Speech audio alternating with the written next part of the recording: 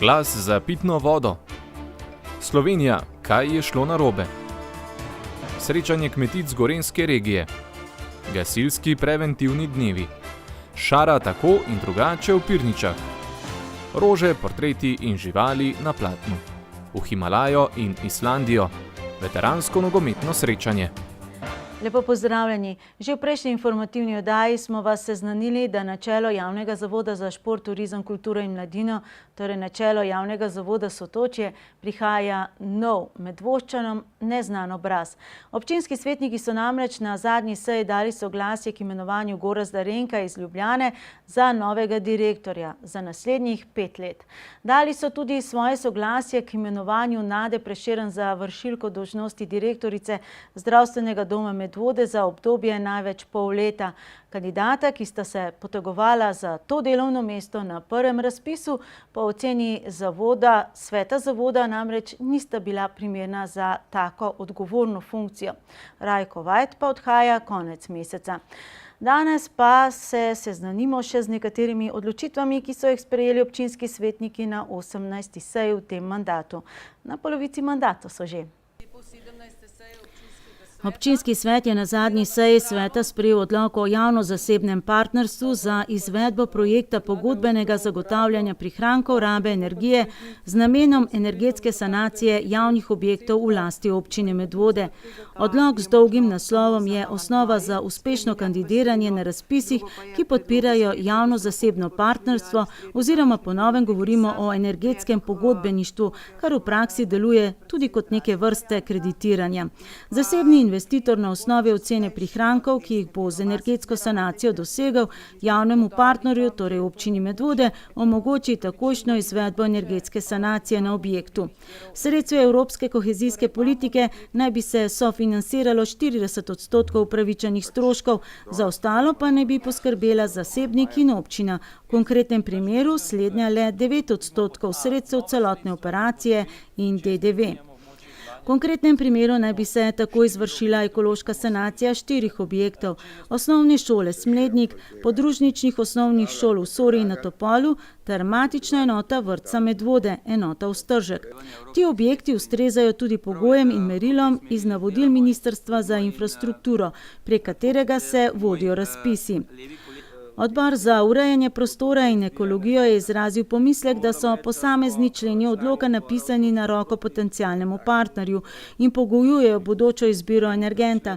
Zato so predlagali, naj občina pri razpisu daje prednost obnovljivim virom energije, kot je geotermalna energija in biomasa. Vsi člani odbora podpiramo dejstvo, da se občina mora obnašati energijsko varčno, racionalno in da se poskuša preiti na čim več obnovljivih virov energije in pa na energente, ki so na razpolago v domači občini, to je predvsem lesna biomasa in pa produkti iz lesa, ki so sedaj na razpolago v izobilju. Štefan Čebašek pa je podvomil v to, ali ostali svetniki in odborniki dejansko poznajo lastnosti posameznih energentov.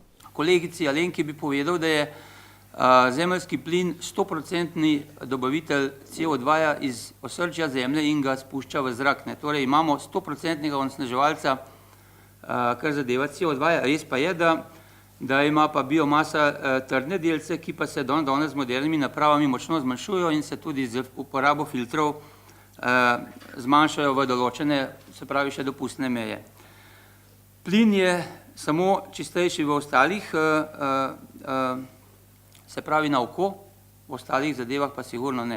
Padel pa je tudi predlog, da se v proračunu za naslednji 2 leti zagotovijo sredstva za lastno ekološko sanacijo objektov, ki ne ustrezajo razpisnim pogojem. Jaz sem obljubil na prejšnji seji, da bom ta predlog odloka podprl. Preprosto zaradi tega, ker je to skrajen čas, da vzamemo še teh 40% naših sredstev, ki nam jih bo šenkala Evropa.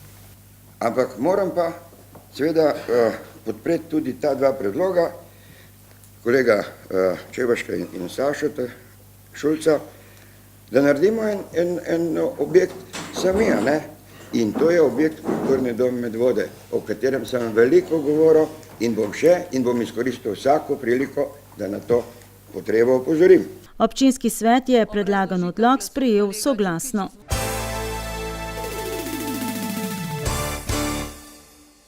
Občinski svet je med drugim obravnaval tudi predlog za vpis pravice do pitne vode v Ustavo Republike Slovenije in podporil stališče, ki jih predlagajo Skupnost občin Slovenije, Združenja občin Slovenije in Združenje mestnih občin Slovenije. V svojem dopisu, ki so ga ta 3 združenja naslovila na občinske svete, namreč ugotavljajo, da se je prvotni predlog za vpis pravice do pitne vode v Ustavo tekom obravnave v Državnem zboru s sprejetimi amatmaji spremenil, tako da dejansko ščiti vodne vire in pravico do pitne vode, kar podpirajo vsi, vendar pa je posegal tudi v pravice lokalne skupnosti na področju zagotavljanja oskrbe s pitno vodo. Zato so združenja občine pozvale, naj aktualni predlog Ustavne komisije dodobra pregledajo, sprejmejo ustrezne sklepe in stališča in jih posredujejo v Državni zbor in tako preprečijo, tako so zapisali v dopisu, nepopravljivo škodo v kontinuiranem zagotavljanju življenjsko pomembnih storitev za občane. Vsebina za svetnike ni bila sporna, sporen pa je, vsaj za župana Nejca Smoleta, sam način. Sem že rekel, kako je z Dudekovo kravo, a ne, fletna je, mleka pa ne daje in nekako ta občutek imam jaz tudi pri vseh teh pobudah, ki so. Ker glejte, da grem naprej, da to danes sprejmete, vas pozivajo z združenja občin. Pa zakaj mi ta združenja občin plačujemo, vas jaz sprašam? Zakaj? A zato, da nam dajo na mail, pa pošljajo forward na 212 naslovov, pa se vi ukvarjate s tem. Dragi moji, tam gor ste zato, da to rešujete. Ravno tako plačujemo 90 poslancev. Drugače smo lahko vsakdo svoja republika, pa si po odborih razdelimo še ministrska mesta, pa bo gospod Merjasec vodil kmetijstvo, pa je kmetijsko politiko v Medvodah. Skratka, mi imamo ljudi, ki jih plačujemo za to in mene na načelni ravni zmoti, da o tem razpravljamo mi. Prepričan je celo, da tudi vsi poslanci ob sprejemanju, kot se je skazalo za lokalne skupnosti spornih amatmajev, niso natančno vedeli, o čem sploh odločajo. Moj predlog gre, draga država, dajte se nehati ukvarjati s programskimi normami, pa sprejemite nek zakonski, podzakonski akcijski plan, v katerem nam boste vsak let dali 1 milijon evrov, da mi zamenjamo azbestne cevi, pa da mi zgradimo javne vodovode tam, kjer jih ne moremo.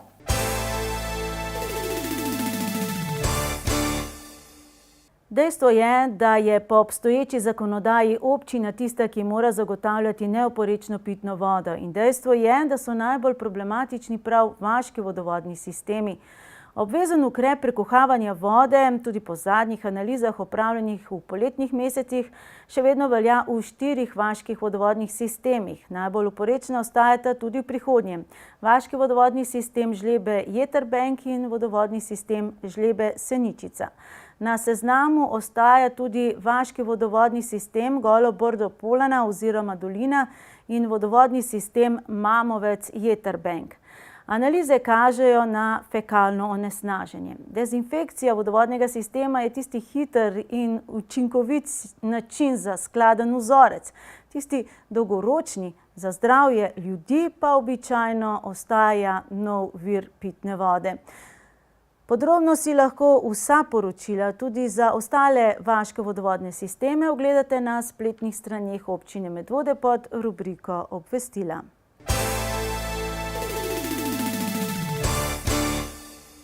V petek zvečer je v pastoralnem domu v Preski potekalo predavanje Damjana Mihevca z naslovom Kako je nastajala Republika Slovenija.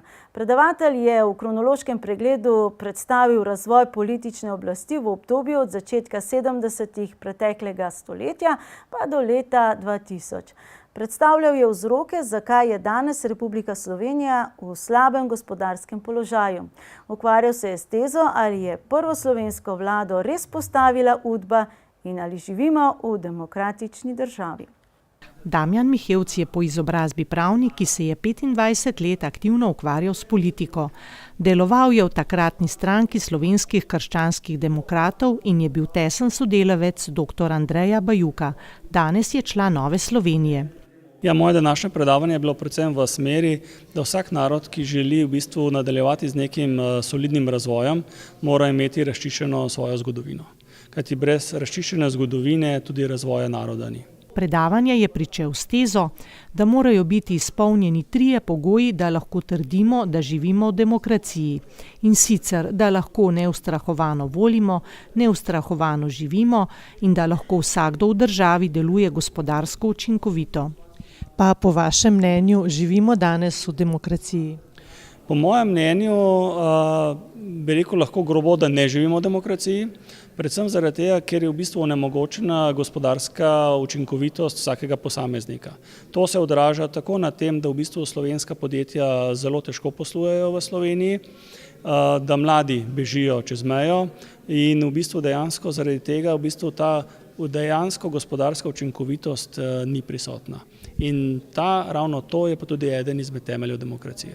Predavatelj je kronološko predstavil dejstva razvoja levo usmerjene komunistične oblasti in Udbe, ki je po njegovem mnenju odločilno vplivala tudi na nastanek prve slovenske vlade leta 1991. Pravi, da so posledice vidne še danes v gospodarsko oteženem razvoju Slovenije.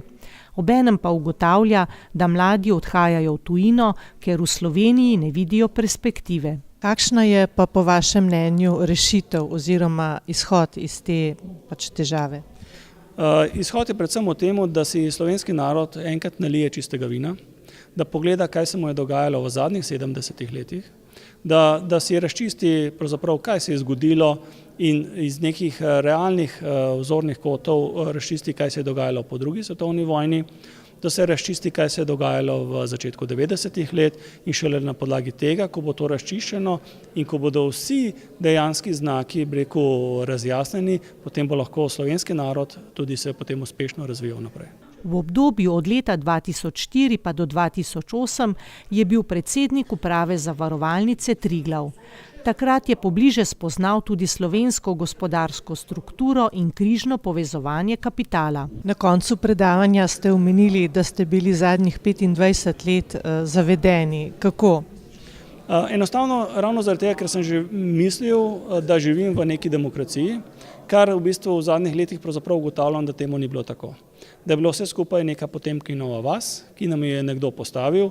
Vsi smo mislili, kako razvijamo se in živimo v neki normalni, tržnem gospodarstvu, v demokratični državi, vendar moram zdaj ugotoviti na podlagi teh izsledkov, ki tudi v javnosti vedno bolj prihajajo na dan, da temu ni bilo tako. Predavanje Damjana Mihevca, kako je nastajala Republika Slovenija, sodi v cikel predavanj Dopolnimo spoznanja. Zakaj danes prav ta izbrana tema? Nekateri sopotniki političnega življenja od leta 90 naprej so videli, kako so nekateri izbrani in kako nekateri nikoli ne morejo biti izbrani. Gospod Damjan Mihevc je med tistimi, ki je lahko sodeloval, nikoli pa ni smel izstopati. Zato bojo morda tudi Medvoščani, če bi bili tukaj na tem predavanju, spoznali, da nekateri župani, ki so se izdajali za desne, so bili samo en mandat, nekateri, ki so se pa izdajali doživeto za desne, pa so bili lahko 5 ali 6 mandatov. In puščobo in pustinjo, ki so jo pustili za sabo, je dokaz njihovega dela.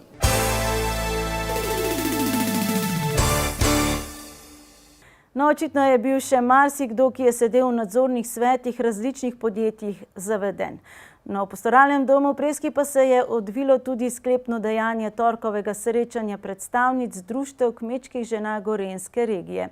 Torej, kratek kulturni program in okrogla miza z naslovom Kmečka žena med tradicijo in modernostjo pod vodstvom profesorice ruralne sociologije na Biotehnični fakulteti Majde Černič-Istenič.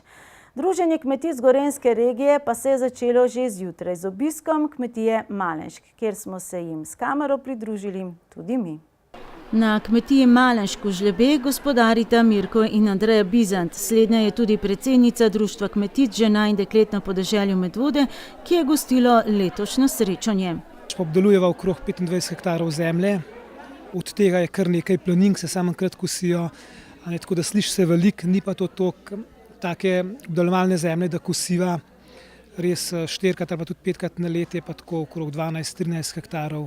Nekaj ima njiv, ker njih kolobarva, predelujeva žit z krmo kravam. To je, no. smo brez silaže, to je še ena posebnost, za vse sušimo. Mislim, da je prihodnost Malenškove pa najine kmetije v tem, da greva to pot naprej, ki smo jo začrtali, da poskušamo tisto, kar doma pridelamo, tudi predelati, pa tudi v domačem kraju prodati. Glede na velikost našega obrata ali pa predelave se mi ne moramo jeti, da bomo ne vem kam daleč prodajali, tudi je to logistično nemogoče doseči, tako da mislim, da je to najboljša pot, da je ta hrana, ki jo pri nas pridelamo, da res po najkrajši poti pa čim hitrejš prepeljana do kupcev. To so pa v krogu 10 km Medvode. Malenškovi, Mirko in Andrej, imata 7 otrok, 3 so že z doma, na medvoški tržnici prodajajo že 18 let. Njihovi izdelki pa so tudi na policah v prodajalnah Kmetijske zadruge Medvode in v Mercatorju. V njihovem hlevu oziroma običajno na paši, tako kot tudi tokrat, je 25 krav muznic. Skoraj vse mleko pa gre v predelavo. Ja, glede strokovnosti pa kvalitete je mleko en tak proizvod oziroma živilo, ki je zelo občutljivo, ki je živo in to se stalno treba izboljševati, izpopolnjevati. Tako da se mi zdi, da s tem so težave, ampak jih kar rešujemo.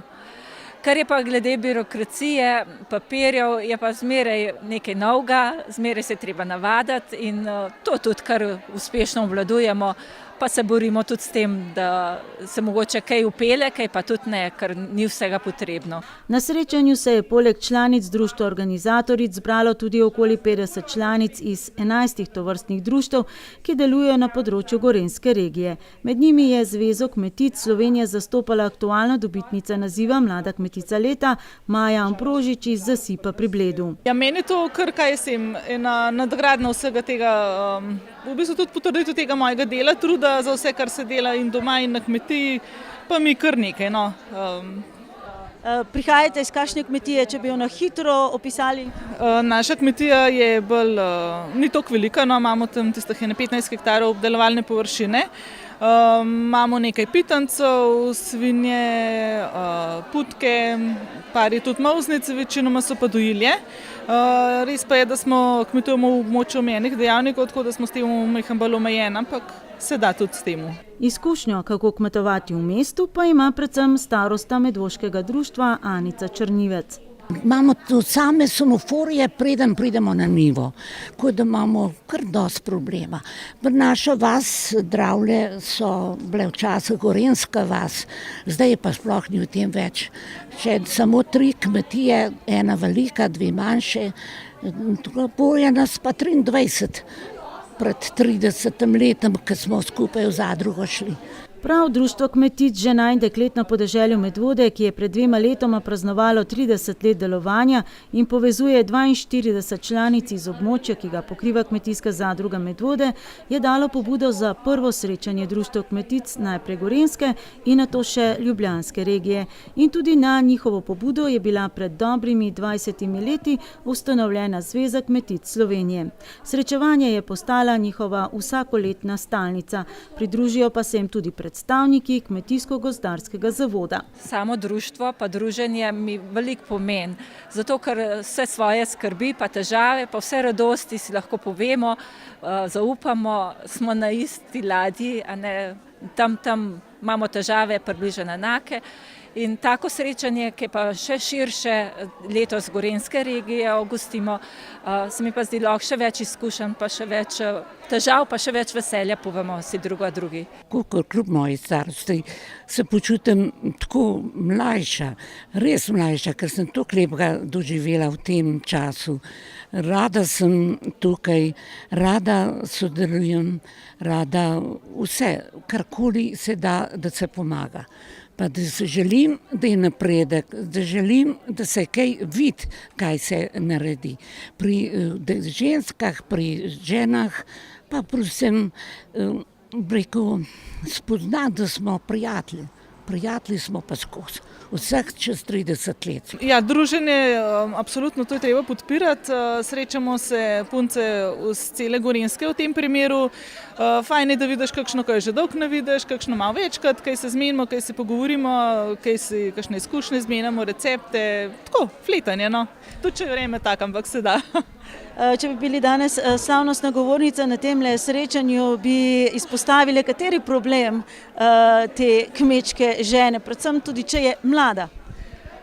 Ja, to danes, ne vem, ni več tisto, da moraš biti doma tudi čas na kmetiji, a ne, treba je ven, treba se je malo izpostaviti, treba je kaj povedati, tudi tisto, kar ti ni všeč, pa kar ni dobro, pa tudi treba malo pošimfati čez kakšne bolj gora, ne. Obisku kmetije je sledil še ogled cerkve v Preski ter nadaljevanju v pastoralnem domu s kratkim kulturnim programom, ki so ga pripravile gostiteljice same in z okroglo mizo na temo Kmečka žena med tradicijo in modernostjo. Za temo je bilo pa kar zanimivo. Malo smo se v družini pogovarjali z Mirotom pa z otroki in dekleta, ki so že večja, odrasla skoraj, so predlagale, da bi nekaj v zvezi z družino, s temi našimi odnosi, s časom, ki ga namenjamo družini, pa časom, ki ga namenjamo delu, pa kmetiji. In tako je prišlo potem tudi do tega sodelovanja s profesorico iz agronomije, gospo Marijo Istenič. In ona nam je nekako predlagala, da bi dali naslov predavanju Kmečka žena med tradicijo in modernostjo. Kako se vi osebno znajdete med tradicijo in modernostjo? Ja, včasih je težko. Pa se mi zdi, da tako, kakor vsaka medalja ima dve plati, je tudi to naše delo veselo pa težko.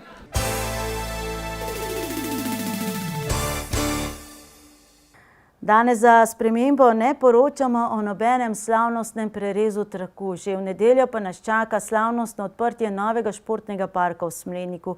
In v prihodnosti še kakšno, kajti kar nekaj gradbišč se počasi zapira. V nedeljo in ponedeljek je Gorenjska gradbena družba položila asfalt na prvem 220-metrskem odseku rekonstruirane makadamske ceste na Golem Brdu. Sredstva za preostanek pa naj bi bila zagotovljena v proračunu za prihodnje leto. V torek pa so že odprli novo gradbišče. Rekonstruirali in uredili bodo odvodnavanje na 200-metrskem odseku ceste v naselju Ladja pri železniških pragovih v neposredni bližini papirnice. Promet urejajo semaforji.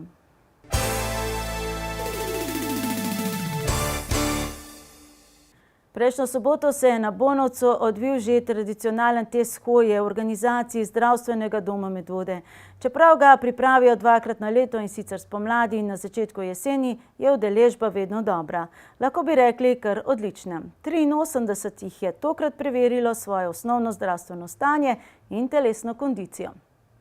Ekipa Zdravstvenega doma Medvode že vrsto let dvakrat letno spomladi in jeseni na poligonu Bonovec organizira test hoje na 2 km. Jesenskega testa prejšnjo soboto se je udeležilo ne sicer rekordno, pa vendarle lepo število ljudi. 83 udeležencev, ponovno predvsem ženske, kar 62. Pravzaprav je par let nekako ista številka, ne? Tako da včasih je malo več, včasih je malo manj, ampak nekje se vrtimo od 70 do 100 udeležencev. Ja, test hoje je v bistvu namenjen ljudem, ki niso fizično aktivni. Mi vedno nekako se vedno udeležujejo tega testa hoje ljudje, ki kar vsakič pridejo, ne. Med njimi so tudi ljudje, ki so zelo, zelo v dobri kondiciji. Taki ljudje pač so tudi zaželeni, recimo, ne, pa vendar oni tukaj nimajo kaj početi, ne. Zdaj nekateri od njih delajo neko svojo lastno evidenco, ne, in potem pa gledajo, kakšen je rezultat, recimo začetek leta, ne, oziroma spomladanskega testa hoje, ne, in potem pa pridejo še jesenski test hoje narediti, ne, in potem primerjajo te rezultate in primerjajo to iz leta v leto, ne, in potem pa nadgrajujejo, izboljšujejo in mi smo jih seveda veseli, ne. Udeleženci testa preverijo telesno kondicijo s hitro hojo na 2 kilometrih, preverijo krvni tlak, raven holesterola in krvnega sladkorja, ter se nato še posvetujejo z zdravnico. Torej, jaz sem zdaj tukaj drugič, prvič sem bila spomladi, pa se mi zdi, da so rezultati zdaj kar boljši, no, mogoče se pozna, da je tudi poleti lažje se ukvarjati s kakšnim športom. Nekateri so tudi prinesli izvide od prejšnjič, pa smo lahko primerjali, tako da mislim, da se izboljšuje, tudi ljudje se vedno bolj zavedajo v bistvu, koliko je pomembno, da sami poskrbijo zase. Pri meritvah krvnega sladkorja tokrat ni bilo večjih odstopanj, pri meritvah holesterola pa so bili rezultati nekoliko slabši, saj so pri polovici udeleženk in udeležencev izmerili povišane vrednosti. In najbolj pogost nasvet zdravnice? Da pazijo na prehrano, da se ukvarjajo z rekreacijo, pa da ne izgubijo motivacije, ki je lahko visoka, takrat, ko se enkrat, ko dobiš neko vrednost, ki je previsoka, se pogovoriš, takrat si motiviran, potem pa v bistvu se na to hitro pozabi, ker so to tudi bolezni, ki ne bolijo, dokler ne pride do nekih hudih poslabšanj, tako da je pomembno, da v bistvu se izvaja preventiva, ne da se lotimo bolezni šele takrat, ko se pokažejo neke posledice. Zdravstveni dom Medvode je pripravil tudi prikaz dela z defibrilatorjem in temeljnih postopkov oživljanja. Gasilska zveza Medvode je že 4. leto zapored pripravila preventivni dan, kjer se je kljub slabemu vremenu zvrstilo kar nekaj aktivnosti. Največ zanimanja je požel prikaz uporabe avtomatskega defibrilatorja, ki se ga po besedah organizatorjev ljudje še vedno kar malo bojijo. Kako so premagovali ta strah, tokrat s pomočjo gasilcev, pa v naslednjem prispevku. Aktivnosti v mesecu požarne varnosti se nadaljujejo. Tako so v soboto kljub slabemu vremenu medvoški gasilci predstavili svoje aktivnosti pred nakupovalnim centrom in zanimanje je bilo veliko. Komisije za preventivo Gasilske zveze Medvode smo pripravili že 4. preventivni dan in sicer nekako se navezujemo vedno na temo Gasilske zveze Slovenije. Letos je tema ogljikov monoksid, tihi ubijalec, s tem, da smo pripravili tudi zraven prikaz uporabe defibrilatorja in temeljne postopke oživljanja. In kako dobro ljudje poznajo uporabo avtomatskega defibrilatorja? Zelo slabo. Dejansko smo opazili, da se ljudje tega bojijo. Ljudje se bojijo pomagati, ljudje je strah pomagati in bo potrebno še kar precej dela, da ljudem v bistvu vlijemo tisto zaupanje, da pomagati človeku, ki na tleh leži, ni noben bav. Prav predstavitev avtomatskega defibrilatorja in oživljanje sta poželi največje zanimanje med obiskovalci. Kaj ste se novega naučili? Pravzaprav vse. Zato, ker beseda v nobenem primeru ni enako kot to, da sam poskusiš. Tako da, ja, če prebereš, zagotovo si ne predstavljaš tako kot potem, ko to izkusiš, ko probaš. Se vam zdi sam postopek težak? Ne, to je čisto enostavno, sam malo si nervozen, ker si ne predstavljaš, kako mora to biti. Tako da absolutno moraš poskusiti, samo brati ni zadosti. Torej, danes tukaj prikaz oživljanja in uporabe avtomatskega defibrilatorja je veliko zanimanja. Nekaj ga je, se mi zdi, malenkost več vsako leto, no, tako da ljudje zdaj že kar sami pridejo, nam ni treba več jih vabiti, tako da zanimanje je, ja. Imajo ljudje kaj težav pri samem postopku? Predvsem se mi zdi, da je jih strah se sploh pristopati k temu, tako da upam, da s takimi akcijami, kot jo imamo danes, bomo ljudje ozavestili, da to ni nič narobe, v bistvu, da je prav, da pomagajo drugim in da jih nima biti pri tem nad strah, no. Gasilci so prikazali tudi gašenje ognja, obiskovalci so si lahko kupili gasilni aparat. Aktivnosti bodo po gasilskih društvih potekale še do konca meseca, saj večina izmed njih odpira svoja vrata prav v mesecu požarne varnosti.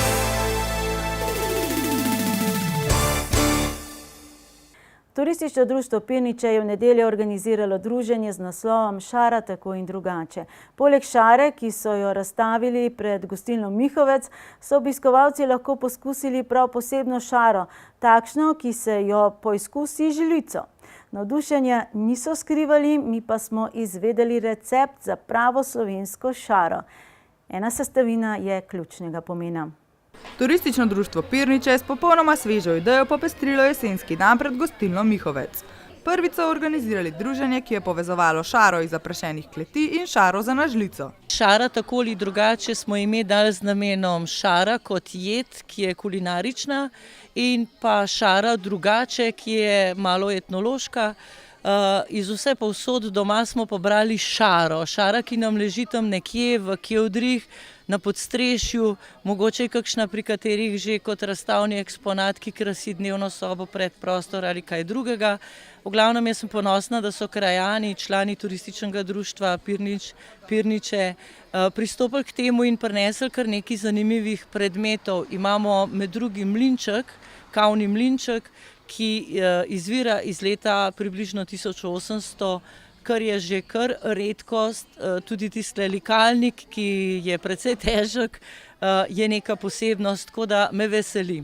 Prava slovenska šara je v nekaterih koncih že nekoliko pozabljena, vendar so se članice turističnega društva potrudile, da so bile sestavine domače in prav takšne, kot morajo biti.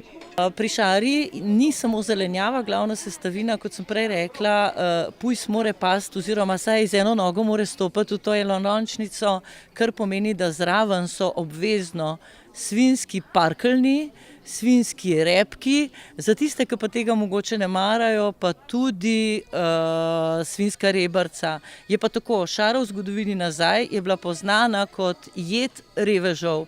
Danes temu ni tako, ker tisti, ki so ozaveščeni, da je zelenjava lokalno pridelana, doma pridelana, na eko način, je verjetno nekaj posebnega, kar pomeni, da je to res dobra hrana. Odlična. Te vse stare stvari, bom rekel, jaz kot otrok rastel na deželi, na kmetiji, mi skozi manjka tega. In to je krasna stvar.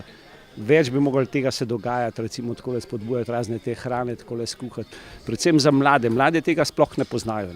Ampak pri nas, recimo, žena veliko takih stvari tudi kuha doma, in ki vnuki pridejo, se to je pa dobro, ker sploh ne poznajo. Zdaj, mladi ne poznajo druga, kot pomfrit, pice pa take. Tole je čudovita stvar. Zelo dobro. Pravijo, da sta dve vrsti. Ena je z repo, ena brez in jaz sem jo zdaj probala z repo in je izvrstna. Res izvrstna, zdaj grem pa še ta drugo probati. Ste mogoče že kdaj doma se lotili priprave šare? Ne, ampak jaz kot otrok, moja mama jo redno kuhala. Pa smo to kar pozabili na ta običaj, ampak mislim, da je spet začela. Ja, tako da mi je res všeč. Obiskovalci so z veselim druženjem nadaljevali v nedeljsko popoldne.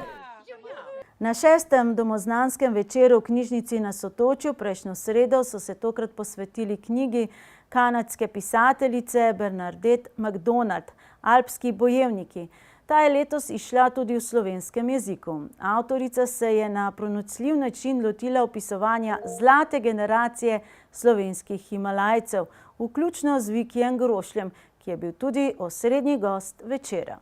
Na tokratnem domoznanskem večeru so se udeleženci spraševali predvsem o vzgibih, ki so vodili slovenske alpiniste v osvajanje najtežjih neosvojenih visokogorskih vrhov in seveda je za odgovor na takšna vprašanja najbolj primeren Himalajec, Viki Grošelj.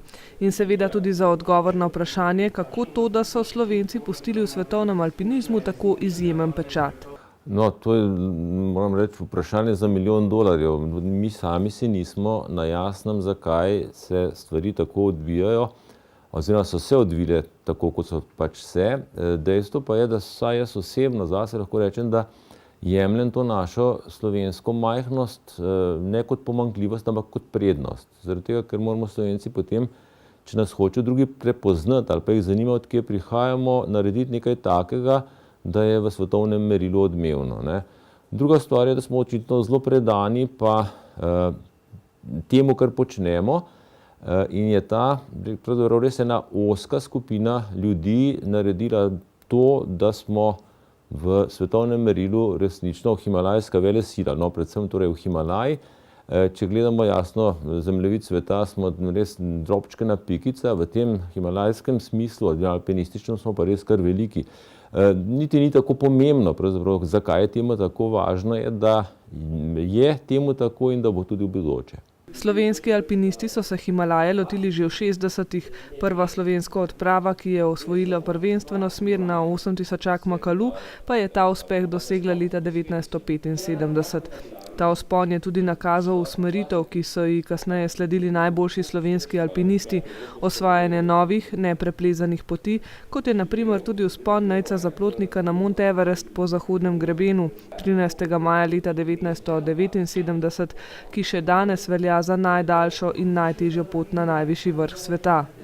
Slovenci so torej našli poseben čar osvajanja neosvojenih poti, čeprav je pri tem marsikdo tudi zavedno ostal v objemu ledenih skal. Dejstvo je, da na vsakem področju, sploh ni pomembno, tudi vi na novinarskem najbrž skušate narediti nekaj bolj ne rutinskega, ampak predvsem novega, zanimivega, z nekim drugačnim pristopom. Vse, kar se v Himalaji ali pa tudi drugje v alpinizmu pleza kot prvič, torej prvenstvene smeri ali pa na nek nov, izboljšan način, je tisto, kar je bistvo vrhunskega alpinizma, ne, in njegova ost. Ne.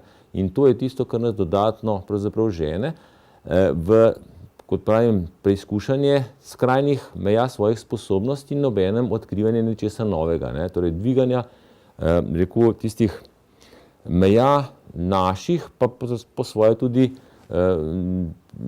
rekel, višin svetovnega alpinizma. Ne. Tudi medvoška občina je dala kar nekaj pomembnih imen, ki so pisala ali še pišejo zlate črke slovenskega alpinizma. Za Medvode lahko mirno rečem, da imajo izjemno bogato tradicijo, torej planinstva in alpinizma, nenazadnje je tudi okolje, ne, neposredna bližina gora, pa predvsem šmarnogorskega Turnca pod Grmado, ki je eno najbolj znanih slovenskih plezališč ali pa plezalnih vrtcev, kjer smo tako rekoč vsi plezalci začenjali. Ne. Tudi kar nekaj Himalajcev je prav iz Medvod ali okolice, ne samo priseljenih, če začnemo čisto od začetka, Janez Skalan, Vanja Matijevec, nenazadnje Roman Robas, Štefan Marenče, potem jasno tudi kakšen priseljen kot Grega Kresal, ne. Kar nekaj jih je, ki bazirajo iz tega nekako bazena, nenazadnje tudi sam skoraj spadam na to področje, ker sem pač tle neposredni sosed Medvoščanov, tamle Gunclje oziroma Šentvid pri Ljubljani. In to je to, no, tako da mislim, da se lahko mirno tako občina Medvode kot pravzaprav njeni prebivalci lahko rečejo, da so del tega svetovnega vrhunskega plezanja. Viki Grošelj je svojevrsten pečat pustil tudi med svojimi učenci na pirniški osnovni šoli, kjer je poučeval do upokojitve. Kljub temu pa se nikoli ni trudil približevati gora prek alpinizma, ki ga smatra za precej nevaren šport, ampak jim je naravo približeval kot predstavitev neokrnjene narave v gorah, gozdovih, rekah, jezerih in morju. Skušam se naučiti, da če se bodo nekako znali malo soočiti s to naravo in če ne drugega ne, nikoli v življenju ne bo dolg čas. No in ravno posledica tega mojega, rekel, posrednega nagovarjanja za te neznane, neokrnjene predele narave je pa na koncu povzročila celo to, da sem bil z enim od svojih učencev, sva bila, to je Matjaž Jamnik, ne, tudi pravzaprav člana iste himalajske odprave leta 1992, ko smo plezali na Napurno. Celotna tematika 6. domoznanskega večera v knjižnici se je torej vrtela okrog alpinizma. Bernadette McDonald, avtorica tokrat predstavljene knjige Alpski bojevniki, je le še ena od številnih avtorjev, ki tudi prek literature približujejo uspehe slovenskih alpinistov širšemu občinstvu. Navdih je dobila, ko je pisala knjigo o Tomažu Humarju in je bila presenečena nad globino in bogastvom te male podalpske skupnosti. Knjiga je vsekakor eno najpomembnejših orodij, s pomočjo katerega lahko uspešni alpinisti izrazijo svoje občutke ob doseganju vrhov. Viki Grošelj na primer pravi, da je alpinizem zanj simbol svobode.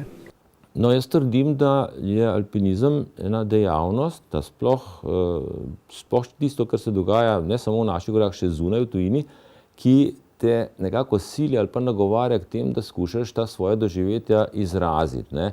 Pa naj bo to seveda s fotografijami, s filmi, s knjigami oziroma zapisi ali pa pač še s čim drugim, ne. Zato tudi sam alpinizem izjemno cenim, no, saj mene nagovarja v tem smislu, da pač skušam ustvarjati na večjih področjih, mogoče reči najbližje so mi knjige, glede na to, da jih imam tam 14-15 za seboj. In osebno menim, da je zame, lahko rečem, alpinizem ena taka zmes, ne, pustolovščine kot najbolj, rekel, pomembnega dela alpinizma, zraven sta pa absolutno potem še šport, ne, ker je to fizična aktivnost kar močna, in pa kulture. Viki Grošelj danes najtežje prvenstvene vzpone prepušča mlajši generaciji alpinistov, sam pa se vedno znova vrača v naročje Himalaje. Tisto, kar je najbolj očarljivo pri Himalaji, je to, da ti vedno znova kaže nove izzive, ki jih jasno malo prilagajaš svojim letom, ne. Zdaj nismo več v tistih rosnih letih, ampak zato sem toliko bolj vesel, da se lahko lotevam nekoliko nižjih vrhov, predvsem pa neznanih področji, v katera mi prej ni uspelo stopiti, iz preprostega razloga, ker sem bil zelo sfokusiran na samo plezanje, na te najvišje vrhove.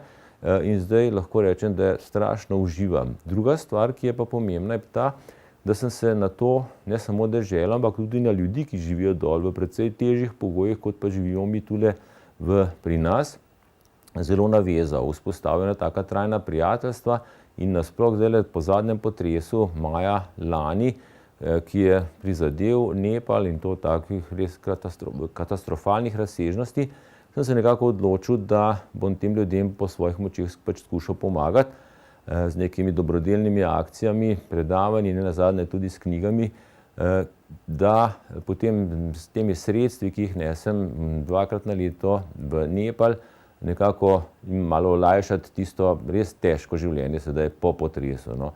Tako da to je eno tako prijateljstvo, ki jaz mislim, da bo trajalo še kar vsaj še ne 50 let.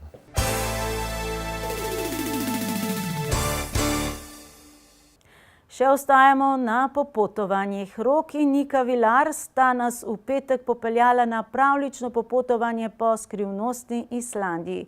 Tja sta se odpravila za 3 tedne in raziskala skrite kotičke te severne dežele. Potovala sta z najetim avtomobilom, izbrala pa sta poceni način potovanja. Zato je bila dogodivščina še toliko večja. Islandija je skrivnostna dežela, polna nasprotij rudnega bogastva, geološko raznolika. Vroči gejziri, mrzle zime in raznolika pokrajina so njen zaščitni znak. Tja sta se odpravila tudi Nika in Rok Vilar. Kaj vaju najbolj fasciniralo na Islandiji? Ja, v bistvu tako pokrajina, no, to je res nekaj norega na vsakem koraku, ker sva se vozila ali pa prehodila, je res toliko raznolika pokrajina, no, tako da to je bilo meni res fascinantno. V primerjavi s Slovenijo mogoče tiste največje razlike? Največje razlike so mogoče to, da Islandija praktično ni poraščena z drevesi, medtem ko je Slovenija ena izmed najbolj gozdnatih držav v Evropi. Pa seveda obdana je z oceanom, ta širina mogoče, no. Slovenci smo malo bolj obdani z gorami. Svoje 3-tedensko doživetje sta predstavljala zbranim v Medvoškem mladinskem centru, ki so z zanimanjem poslušali številna doživetja, ki sta jih nizala brat in sestra na svojem popotovanju. Kakšni pa so Islandci, so vas sprejeli odprtih rok? Ja, v bistvu jaz tako, ker sem prišla iz Kanade, pa sem bila tam navajena teh res, tam so res ful prijazni bili, pa sem pač tam delala, ko sem prišla potem na Islandijo, sem bila malo tako, sem imela malo šoka, sploh ker nisem imela prvo toliko stika, pa še zato, ker se mi zdi, da so sami Islandci pač tako, ker živijo dosti izolirano, vsaj v kakšnih vaseh, da so pač malo bolj posebni, ampak vseeno so nam res pomagali in smo se tudi normalno pogovarjali, tako so pa posebni. No. Islandija velja za precej drago državo, zato je bilo njuno popotovanje z najetim avtomobilom cenovno najbolj dostopna oblika potovanja. Potovati z bratom oziroma sestro ima svoje prednosti in slabosti, pravita. Prednost je predvsem dobro poznavanje drug drugega. Prva misel Islandija, kaj vaju prašine?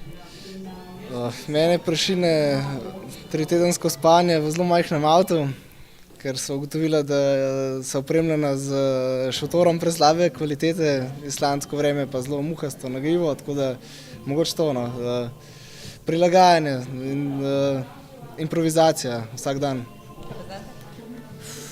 Zame je bilo, ne vem, meni je bila ta širina te pokrajine, no, v bistvu me je najbolj pač prevzela.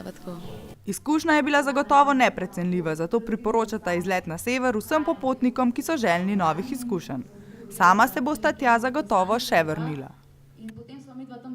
Torek je bil prav poseben dan za ljubiteljsko slikarko Nado Robas, ki je v knjižnici Medvode pripravila prvo samostojno slikarsko razstavo. Slikati je pričela ob upokojitvi pred 3 leti. Takrat se je pridružila likovni sekciji Kuda zbilje. V tem času je nastalo okoli 30 slik z njenimi najljubšimi motivi. Rože, portreti in živali. Odprtje prve samostojne razstave je sovpadalo z osebnim praznikom Nade Robas, ki je konec meseca septembra praznovala 60 let. Rodila se je v kmečki družini v Repnjah pri Vodicah, danes pa z družino že vrsto let živi v Spodnjih Pirničah. Kdaj ste v sebi začutila slikarsko žilico? To čutim že v bistvu že od osnovne šole, jaz sem zelo rada risala in tudi je bila res moja želja, da bi nekaj v tej smeri tudi nadaljevala študij, ampak ker nisem imela podpore, včasih je bilo tudi dost, mislim, v taki revni družini sem bila rojena, nobeden mi ni pomagal, da bi ta moj talent sploh lahko kaj, mislim, poklicno tudi uporabljeno. Pravi, da je slikarski talent podedovala po očetovi strani. Poklicno je delovala na področju preventivnega zdravstva, vendar je tiha želja po likovnem ustvarjanju že dolga leta tlela v njej. Kako ste pa potem nadgradila svoje slikarsko znanje? Sem šla pa, ker je že ena teta moja, teta Mari, hodila v Zbile, je rekla, ko sem še v službo hodila, je rekla, Nadi, jaz te moram v Zbile peljati, ker je toliko dober, da se boš še mal, in sem rekla, ko bom v pokoju. Ampak žal je teta prej umrla, sam jaz sem se to zapomnila in sem poklicala kar v Zbile, takoj, ko sem začela risati sama, to pa je doma, ampak sem nekaj rabim eno pomoč in sem šla že po 2 mesecih, ko sem začela sama risati doma, sem šla že v Zbile. Njeni najljubši motivi so portreti, rožice in živali. Katera od razstavljenih slik pa vam je še posebej pri srcu? Ja, zdaj trenutno me je najbolj pri srcu kofetarca, ki sem jo zadnje narisala, tako da sem bila kar najbolj na kofetarco ponosna, no. Še taka me je okvir naredil in rekel, ste jo pa res zadela. Od upokojitve naprej vse skozi ustvarja, tako v skupini kot samostojno. V tem obdobju je ustvarila že okoli 30 slik različnih tehnik in motivov. Kdaj pa najdete čas za ustvarjanje? Kar mimogrede imam kar v dnevni sobi stojalo in kar vmes, ko kaj delam doma, pa kar mal švignem k stojalu, to mi je in takrat mi tako čas mine. Res, da ne morem z oljem noter risati, ker pač smrdi, ampak z akrilom pa pastel pa lahko in kar večkrat čez dan. Na samostojni slikarski poti ji stoji ob strani mentorica, akademska slikarka Renata Grmovšek. Kaj pa strokovna ocena portretov, tihožitja, pokrajine? Mislim, strokovna ocena. Zdaj tako so zelo privlačni, ne. Lahko rečem, da ni kako nekih napak, ker se tudi recimo pri portretih se dosti hitro opaz, če pač avtor ni natančen, ne, pa spreten. Tako da ona kar to dobro spelje, no. Je kar v redu. Sicer kakšne napakce so, ampak to v 3 letih se res pač je za pričakovati to, ne, da tako, res ji gre dobro, pohvaljeno. Trenutno ustvarja na željo sorodnikov in prijateljev portret moža, ki ga do sedaj še ni upodobila na slikarskem platnu. Otvoritev razstave je z igranjem na citre popestril Peter Perše iz Vrhnike.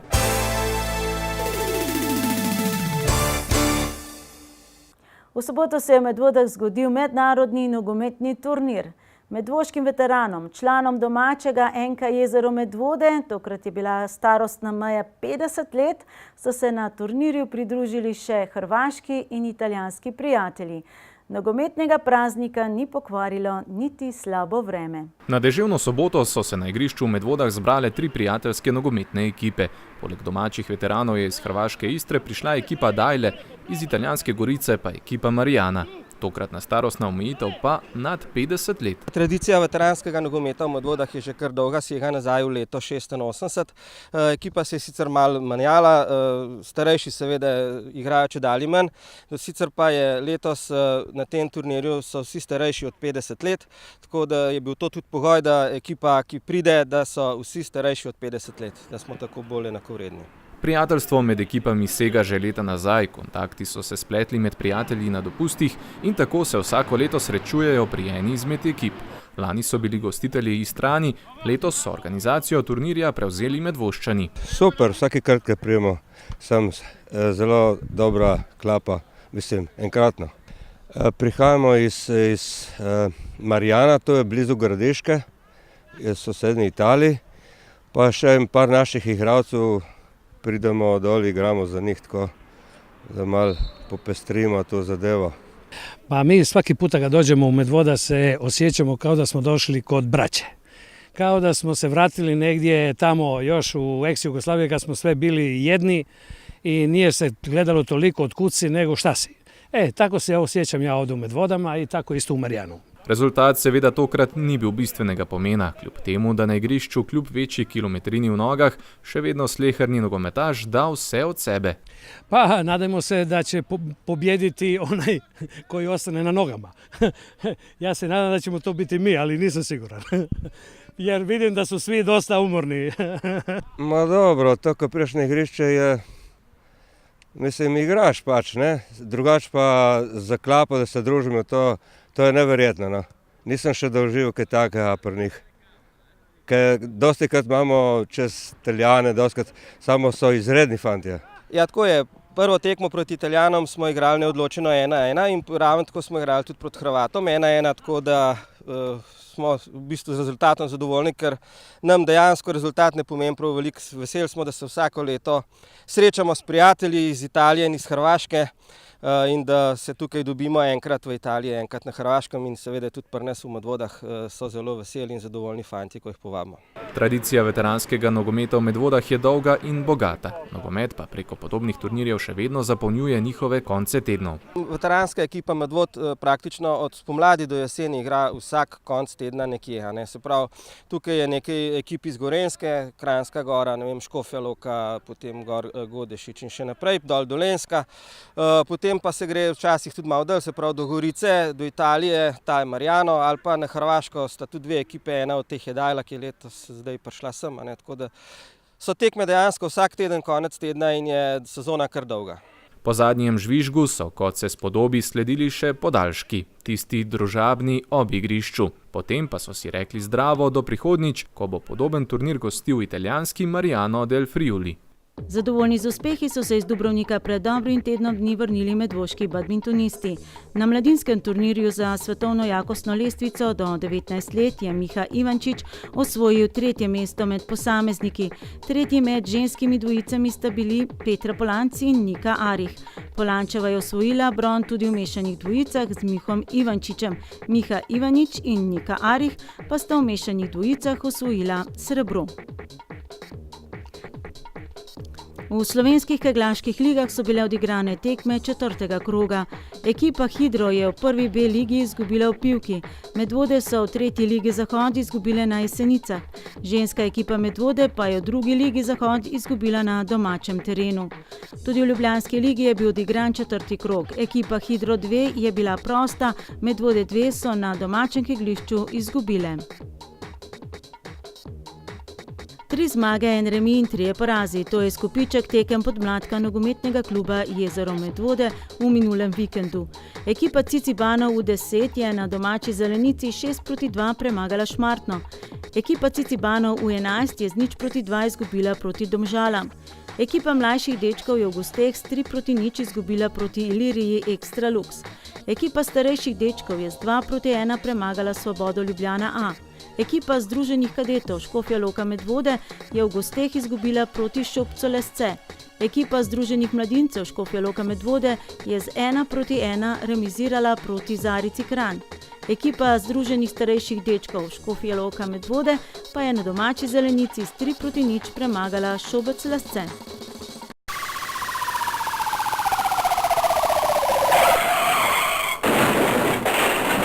Medvoški policisti ta teden poročajo o eni prometni nesreči. V Medvodah je počilo zaradi vožnje z neprilagojeno hitrostjo, povzročitelj pa je že prejel plačilni nalog.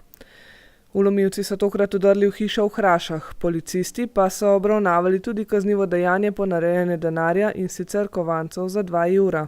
Obravnavali so tudi tatvino iz tovornega vozila in tatvino iz osebnega vozila. Obe sta se zgodili v Medvodah.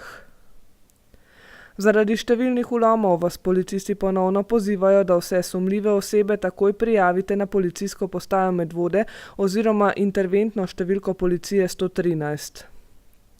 V tem tednu sicer policisti nadzirajo psihofizično stanje voznikov in poostreno nadzirajo hitrost na območju Medvod, Zbil in Pirnič.